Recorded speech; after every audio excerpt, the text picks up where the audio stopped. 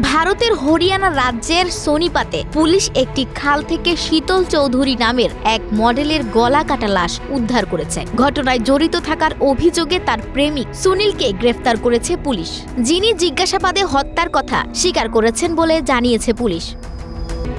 17 June এক বিবৃতিতে তদন্ত কর্মকর্তা ভারতীয় সংবাদ মাধ্যম এনডিটিভিকে জানান, গত শনিবার রাত 10:30টার দিকে পানিপাতের আহার গ্রামে একটি মিউজিক ভিডিওর শুটিং চলাকালে সুনীল সেখানে যান এবং শীতলকে গাড়িতে করে নিয়ে যান। এরপর কিছু পানীয় গ্রহণের পর পুরনো একটি বিষয় নিয়ে দুজনের মধ্যে তীব্র বাকবিতণ্ডা হয়, যা পরিণত হয় সহিংসতায়। সুনীল প্রথমে শীতলকে বেধড়ক মারধর করেন, পরে একাধিকবার ছুরিকাঘাত করে হত্যা করেন। এরপর মরদেহ গাড়ি সহ একটি খালে ফেলে দেন তিনি। রাত 1:30টার দিকে শীতল তার বোন নেহাকে ভিডিও কলে জানায় সুনীল তাকে মারধর করছেন। এরপর থেকে তার সঙ্গে আর যোগাযোগ করা সম্ভব হয়নি।